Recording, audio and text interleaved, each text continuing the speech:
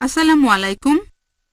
এখানে একজন বোন জানতে চাচ্ছেন পুরুষ আর মহিলাদের জন্য নামাজ পড়ার নিয়মটা কি এক, আর হানাফি এবং শাফিদের নামাজের নিয়মে কি পার্থক্য?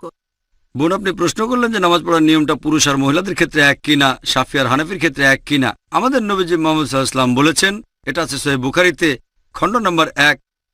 নবীজি বলেছেন, নামাজ পড়ো যেভাবে আমাকে পড়তে দেখেছো। নবীজি এটা বলেননি যে মহিলারা একভাবে নামাজ পড়বে, পুরুষরা আরেকভাবে নামাজ পড়বে। আরেকটা হাদিস, এটা হচ্ছে সহিহ বুখারী খণ্ড 1 বুক অব সালাহ, যে সাহাবিয়াগণও পুরুষদের মতো করে নামাজ পড়তেন।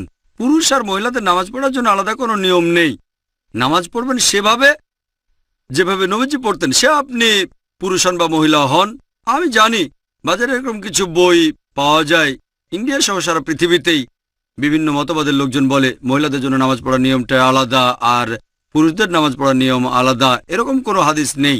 ইসলাম সম্পর্কে যদি কিছু বলেন, সেখানে কোরআন বা সহিহ হাদিসের রেফারেন্স থাকতে হবে। সব সময় কোরআন এবং সহিহ হাদিস। তাহলে যখন রেফারেন্স দেবেন যে কোনো বিশেষজ্ঞ হোক, পৃথিবীর সবচেয়ে বড় বিশেষজ্ঞ, যদি তিনি কিছু বলেন প্রমাণ থাকতে হবে, কোরআন এবং সহিহ হাদিস প্রমাণ দেখাতে হবে। প্রমাণ পেশ করো ইন কুনতুম সাদিকিন। এমন কোনো হাদিস নেই বা কোরআনের আয়াত নেই যেটা বলছে যে নামাজ পড়ার নিয়মটা পুরুষ এবং মহিলাদের আলাদা। আমি জানি অনেক বিশেষজ্ঞ নিজস্ব দৃষ্টিভঙ্গি থেকে বলে থাকেন যেহেতু মহিলাদের নিরাপত্তা দরকার, তারা আলাদাভাবে নামাজ পড়বে। এটা হচ্ছে তাদের দৃষ্টিভঙ্গি, কিন্তু নবীজি কখনো বলেননি নামাজ পড়বো যেভাবে নবীজি পড়তেন। এবারে হানাফি এবং শাফি মাযহাবে নামাজের নিয়ম সম্পর্কে বলি। আমি জানি এদের মধ্যে কিছু পার্থক্য আছে। হানাফিরা নামাজের সময় হাত বাঁধে নাভির নিচে, শাফিরা হাত বাঁধে বুকের উপরে, তারা তাকবীর দেয়, আমিন শব্দটা জোরে বলে। এখানেও আগের উত্তরটাই। সহিহ বুখারী, নবীজি বলেছেন খণ্ড নম্বর 1 বুক অব সালাহ, নামাজ পড়ো যেভাবে আমাকে পড়তে দেখেছো। আর এই চারজন ইমাম, ইমাম শাফি, ইমাম আহমেদ ইবনে হাম্বল, ইমাম আবু হানিফা, ইমাম মালিক, এই চারজন বিখ্যাত ইমামই বলেছেন যদি দেখো আমার কোনো ফতোয়া আল্লাহ এবং রাসূলের বিরুদ্ধে যাচ্ছে, ফতোয়া দেওয়ালে ছুঁড়ে মারো। আমি জানি আবু হানিফা রাদিয়াল্লাহু আনহু বিখ্যাত বিশেষজ্ঞ, তাকে শ্রদ্ধা করি, ভালোবাসি। মানুষে বলে যে তিনি বলেছেন যখন তোমরা নামাজ পড়বে নাভির নিচে হাত বাঁধবে। আবু দাউদে একটা হাদিস আছে, আবু দাউদ খণ্ড নম্বর 1 বুক অব সালাহ, বলা হয়েছে নবীজি নামাজের সময় নাভির নিচে হাত বাঁধতেন। তবে এটা জয়ীফ হাদিস। ঠিক এর পরের হাদিসটাই বলছে, যেটা সহিহ হাদিস, যে নবীজি হাত বাঁধতেন নাভির উপরে। আরো সহিহ হাদিস আছে সহিহ ইবনে খুজাইমা, যেটা বলছে নবীজি হাত বাঁধতেন বুকের উপরে। সহিহ হাদিস যখন বলছে নবীজি বুকের উপর হাত বাঁধতেন, নাভির নিচের হাদিসটা জয়ীফ। তাহলে নামাজ পড়ার সঠিক নিয়ম বুকের উপর হাত বাঁধা।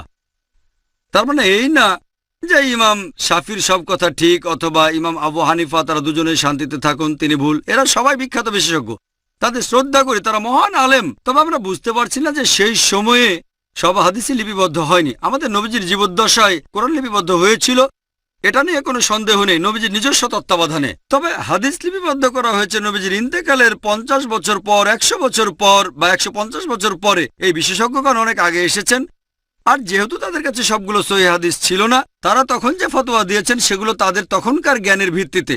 আমি বলবো না ইমাম আবু হানিফা রাদিয়াল্লাহু আনহু ভুল করেছেন, আমি বলবো এই সহিহ হাদিসটা ওনার কাছে পৌঁছায়নি। হতে পারে যে জয়ীফ হাদিসটা তার কাছে পৌঁছেছিল আর সেজন্য তিনি বলেছেন হাত বাঁধবে নাভির নিচে। সহিহ হাদিস হয়তো ইমাম শাফির কাছে পৌঁছেছিল, তিনি বললেন হাত বাঁধবে বুকের উপরে।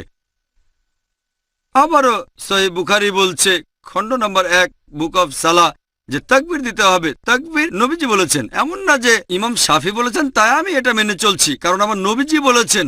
তারপর অজুর বেলায় কোরআনের একটা আয়াত আছে সূরা মাইদা অধ্যায় নম্বর 5, বলা হয়েছে কোনো মহিলাকে স্পর্শ করলে অজু ভেঙে যায়।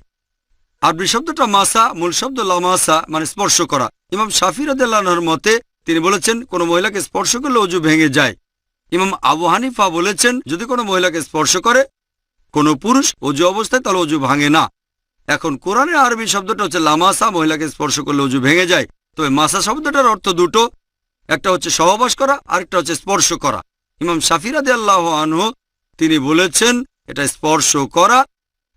ইমাম আবু হানিফা তিনি ধরে নিয়েছেন সহবাস করা। এখানে তাদের মতটা আলাদা। তবে যদি সুন্নান আবু দাউদ পড়েন খণ্ড নম্বর 1, এখানে বলা হয়েছে যে হযরত আয়েশা রাদিয়াল্লাহু আনহা নবীজি অজু থাকা অবস্থায় তাকে চুমু দিলেন, তারপর নবীজি আবার অজু না করে নামাজ পড়তে চলে গেলেন। আরেকটা হাদিস আছে সহিহ বুখারীতে বুক অব সালাহ খণ্ড নম্বর 1, হযরত আয়েশা ঘুমাচ্ছিলেন, নবীজি তার পা সরিয়ে নামাজ পড়লেন। এটাই প্রমাণ করে যে স্পর্শ করলে অজু ভেঙে যায় না। এখানে আবু হানিফা রাদিয়াল্লাহু আনহু ঠিক বলেছেন, আর ইমাম শাফি, আমি বলবো না তিনি ভুল করেছেন ইচ্ছাকৃতভাবে, হাদিসটা ওনার কাছে পৌঁছায়নি। সবাই বিখ্যাত বিশেষজ্ঞ, আর তারা বলেছেন দেখো যদি আমার কোনো ফতোয়া আল্লাহ এবং রাসূলের বিরুদ্ধে যাচ্ছে, তোমরা আমার ফতোয়া দেওয়ালে ছুঁড়ে মারো। আমি তাই বলবো, আমি একজন পাক্কা হানাফি। আমি ডক্টর জাকির নায়েক একজন পাক্কা হানাফি। কেন? আবু হানিফা ফতোয়া দিয়েছেন নাভির নিচে হাত বাঁধবে নামাজ পড়ার সময়, কিন্তু সহিহ হাদিস বলছে বুকের উপরে। তাই আমি নামাজের সময় হাত বাঁধি বুকের উপরে, আমি একজন পাক্কা হানাফি। ইমাম শাফি বলেছেন যদি দেখো আমার কোনো ফতোয়া আল্লাহ এবং রাসূলের বিরুদ্ধে যাচ্ছে, সেটা দেওয়ালে ছুঁড়ে মারো। ইমাম শাফি বলেছেন অজু অবস্থায় কোনো মহিলাকে স্পর্শ করলে অজু ভেঙে যায়, কিন্তু সহিহ হাদিস বলছে অজু ভেঙে যায় না। তাহলে কোনো মহিলাকে অনিচ্ছাকৃতভাবে স্পর্শ করলে অজু ভেঙে যায় না। যেহেতু আমি ইমাম শাফির ফতোয়া দেওয়ালে ছুঁড়ে মেরেছি, তিনিই বলেছেন আমি একজন পাক্কা শাফি। আমি পাক্কা হানাফি, পাক্কা শাফি, আমি পাক্কা হামলি, এছাড়া পাক্কা মালিকি। পাক্কা মানে খাঁটি। আমি মেনে চলি 100%, অন্যরা মানে হয়তো 80 বা 90%, অথবা আবু হানিফার 60%। আমি পুরোপুরি মেনে চলি। এই চারজন ইমামই বলেছেন যদি দেখো আমার কোনো ফতোয়া আল্লাহ এবং রাসূলের বিরুদ্ধে যাচ্ছে, ফতোয়া দেওয়ালে ছুঁড়ে মারো। এই চারজন ইমামই বিখ্যাত বিশেষজ্ঞ, তাদের শ্রদ্ধা করি। তবে আমাদের বুঝতে হবে সব হাদিস তখনও লিপিবদ্ধ হয়নি। এখন সবকিছু আমাদের হাতের নাগালে, সিডি রোমে পাবেন, বইয়ে পাবেন, অ্যাভেলেবল। তখনকার দিনে ছিল পর্যাপ্ত তথ্যের অভাব। যেমন ধরেন আমার ভাই একজন ডাক্তার, আর কোপার্নিকাস একজন বিখ্যাত বিজ্ঞানী ছিলেন।